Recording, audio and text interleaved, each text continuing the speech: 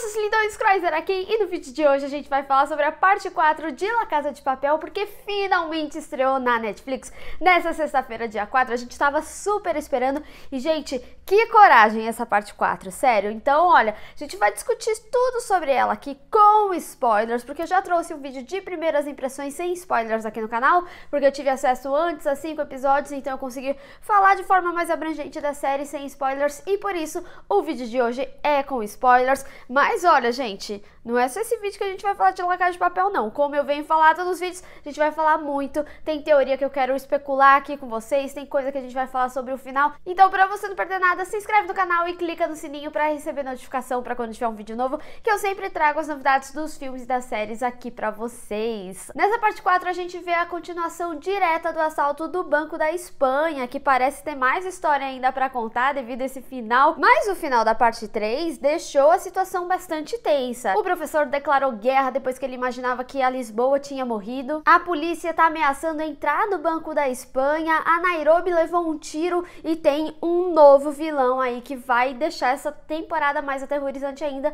que é o Gandia. Eu gostei muito do rumo narrativo que a parte 3 trouxe, mas principalmente como a parte 4, ela se assemelhou bastante com a parte 1 e a parte 2, que trouxe a essência do que fez com que a gente se apaixonasse pela série. Então a gente vê estruturalmente que toda essa história do plano, ela é contada exatamente como foi contado o plano anterior. Então, por exemplo, a gente vê até mesmo a negociação ali com a inspetora, mesmo sendo a Sierra, que é uma inspetora mais consistente, mas ainda assim a gente vê que na negociação dela tem uma trégua ali. Vamos falar trégua com muitas aspas, porque mesmo durante a trégua foi quando a situação ficou mais intensa ainda, por causa da questão do Gandia. Mas de novo a gente vê essa questão do elo fraco. O elo fraco novamente é o Rio, e de fato ele entregou, mas ele já tinha falado isso pra gente lá na parte 3, que se ele soubesse sobre a conclusão do plano, provavelmente ele teria entregado, porque foi muito horrível tudo que ele passou ali na tortura. E aqui nessa parte 4 a gente vê o resultado disso. Inclusive eu gostei que eles retornaram com toda essa questão. Essa temporada também trouxe esse reforço nessa questão da tortura, que retornou com essa história dele,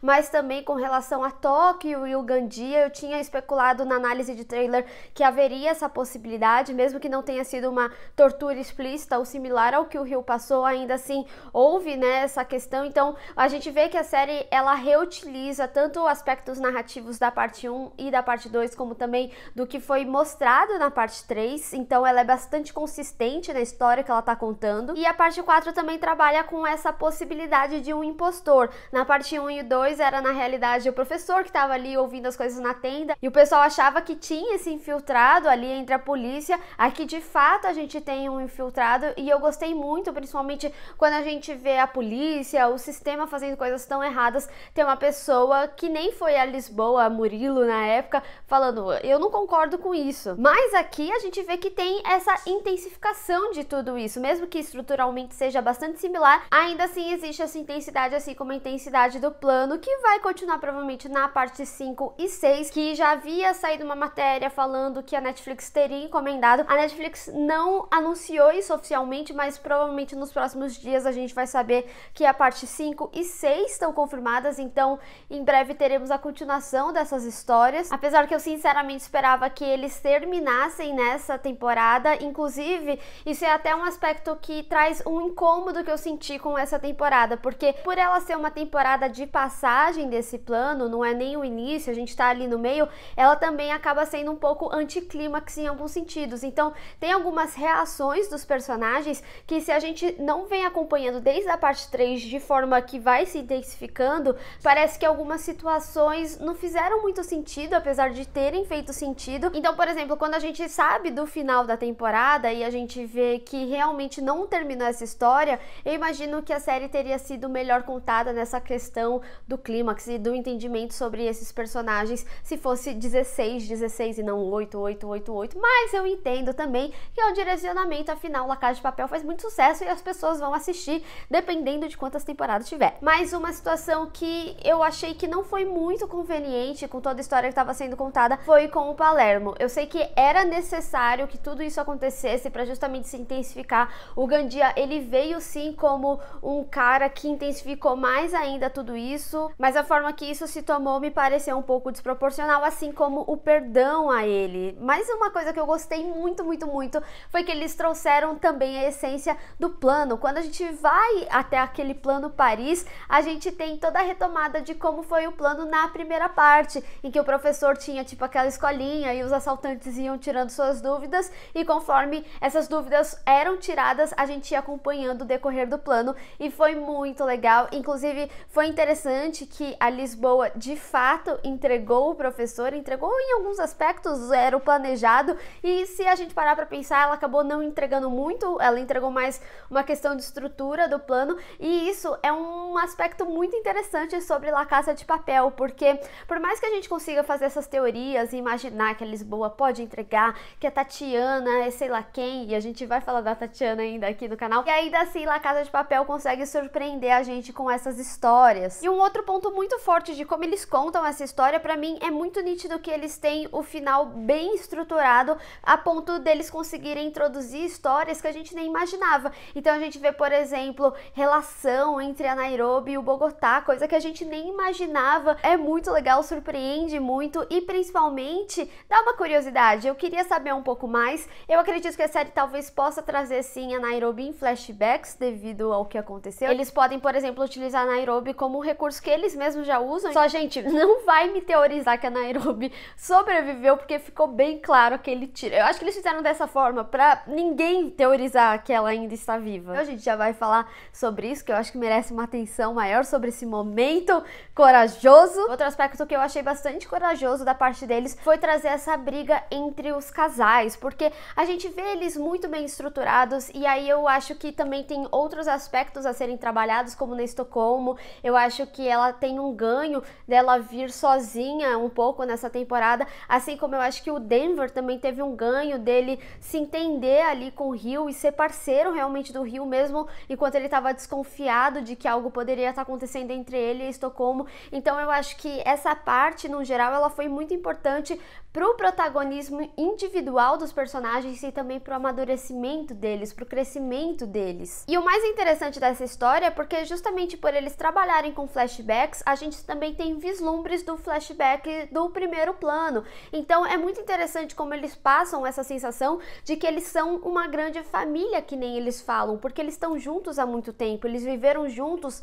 tanto no primeiro plano quanto nesse segundo plano, e principalmente numa temporada em que eu acho que a gente conhece eles de forma mais íntima, a gente de fato conhece o nome deles, a gente não conhece mais o Palermo só como Palermo, o Helsinki só como Helsinki, a gente conhece eles como Martin e como Marco. Então a gente realmente faz parte dessa família, e isso se dá também a esse direcionamento em que o professor pede apoio do público, que ele de fato corrompe o sistema, mas a gente tem aí como grande foco o Gandia nessa temporada, né? O grande causador de tudo que aconteceu. Como eu falei no meu vídeo de primeiras impressões, eu senti que o trailer entregou bastante sobre o enredo do Gandia, e eu confesso que quando eu cheguei no final do episódio 5, em que ele pegava ali a Nairobi, eu imaginei que poderia vir a acontecer a morte dela, como aconteceu, em que de fato ela não morreria pelo tiro, mas morreria pelo Gandia, até porque a gente sabe que La Casa de Papel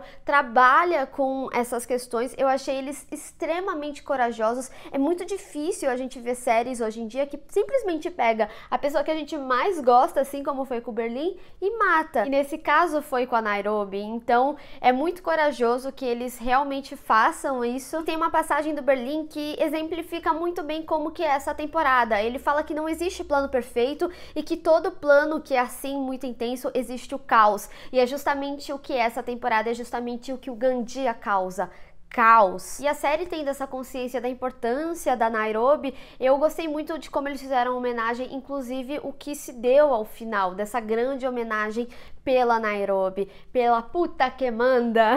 Mas como eu falei, eu acredito que ela pode voltar sim em flashback, e talvez seja uma surpresa dos próximos trailers que a gente vai ver aí pra frente, quando a Netflix confirmar, né, essa parte 5 e 6, por enquanto é especulativo, mas a gente sabe o que vai acontecer, né, que a gente sabe que não terminou. E falando em flashback, eu gostei muito como eles vieram nessa temporada, porque da mesma forma que a série vai se intensificando, a gente também tem flashbacks que trabalham nas incertezas, tanto daqueles personagens, como que é o plano e também nos defeitos dos personagens. Eu gostei muito de entender um pouco mais sobre o Palermo, também da relação dele com Berlim e sobre o porquê esse plano talvez não tenha sido o primeiro utilizado ali, e também essa relação que o próprio Berlim fala, né, sobre uma relação de amor e traição e como que ele vê essas pessoas realmente que estão ali com ele. E ainda acredito sim que a Tatiana vai ter uma grande importância aí pra série. Ela sempre vem vindo em pequenos passos, que nem foi ali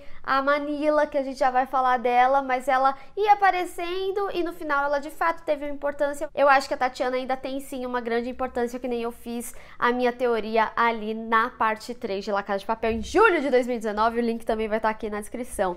E falando em Tatiana, as mulheres tiveram uma grande importância, não acho só que ela vai ter uma grande importância, mas eu gostei muito como eles trouxeram essa discussão sobre as mulheres, como que elas são até mesmo desrespeitadas dentro do seu trabalho. A parte 3 já tinha introduzido isso, a gente até tinha visto ali o Bogotá meio falando da Nairobi e ela pedindo respeito porque ela era a chefe dele, mas como as personagens foram trabalhadas, por exemplo, a Tóquio, ela é uma personagem que é muito conhecida por ser explosiva, e aqui eu acho que a gente conheceu um lado que a gente já sabia que ela tinha, mas a gente conheceu um pouco mais. A gente sabe que a Tóquio, ela era uma pessoa inteligente, ela tinha uma fácil aprendizagem aí, só que a gente vê ela colocando isso em prática, então a gente vê ela muito no controle dela ali, ela assumindo o controle inclusive de toda a banda. Então a gente também vê uma Tóquio um pouco mais calculista, até na forma em que ela leva o Gandia para toda a situação. Ela foi bem calma, mesmo que ela tenha batido nele ali no início,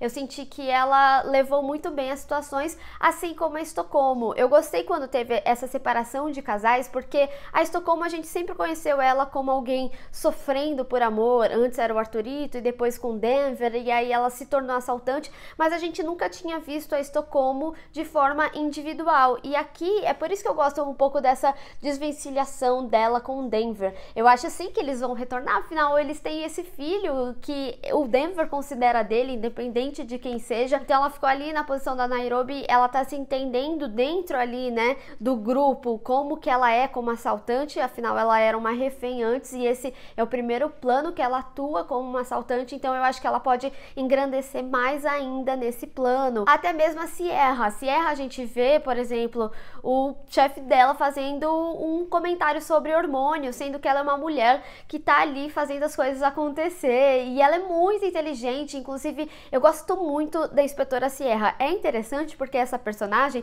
ela é uma personagem que supostamente está contra a nossa torcida, mas ainda assim é meio impossível você não torcer pra ela. Ela me lembra muito o Nier de Death Note de uma forma melhorada, porque o Nier, eu gostava mais do L em Death Note, pra quem entende aí a referência, mas eu acho que ela tem similaridades nessa questão do doce e também na inteligência, que parece que ela tá lendo o plano ali na frente dela, mas eu acho que ela faz de forma muito divertida. Inclusive, La Casa de Papel é uma série muito divertida. É meio besta falar isso, mas eu acho que eu nunca tinha falado isso, que La Casa de Papel é divertido. Eu gosto tanto nessa questão da frieza da Sierra e os comentários irônicos que ela traz, ou até mesmo em algum momento, como por exemplo, o Bogotá lá com a Sheila e ele fazendo comentários engraçados, ou até mesmo em momentos mais relaxantes, em que eles estão ali de boa. Então, eu acho que é isso, né? La Casa de Papel diverte a gente, consegue envolver a gente, mas é muito interessante como a gente conhece um pouco mais sobre a história dela, a gente sabe mais do marido e a gente consegue cogitar algumas possibilidades para ela aí no futuro. E a atriz é excelente, mas a gente vai falar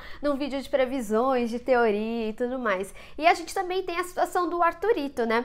Ele veio como um personagem que ele até cativou algumas pessoas com o tempo, você consegue entender o Arthurito, mas aqui não, aqui ele é visto como vilão pelo que ele fez com a Amanda, e eu acho que eles colocam lá em cima, né, o egoísmo do Arthurito, como ele tá naquela situação simplesmente para ele sair como herói, que era o que ele queria fazer ali naquela situação, libertar todo mundo e ser o herói do assalto. E estou muito curiosa como vai ser o futuro dele na série, principalmente depois do que a Manila falou, né, deu voz de prisão para ele. E falando na Manila, ela é uma surpresa muito boa. A gente já imaginava que a série poderia trabalhar com essa personagem, tava dando muito foco nela, mas eu gostei muito da história, do background que colocaram para ela. Ela vem aí como já um membro real da família, né? Ela é prima do Denver, mas principalmente porque ela é uma personagem trans. Então a gente tem uma questão de representatividade mais forte aí, e eu gostei muito como eles explicaram toda essa questão dela de uma forma simples, em um diálogo, ela falando pro Denver que sempre se sentiu mulher. Então eu gostei muito, principalmente porque La Casa de Papel é uma série que tem uma audiência enorme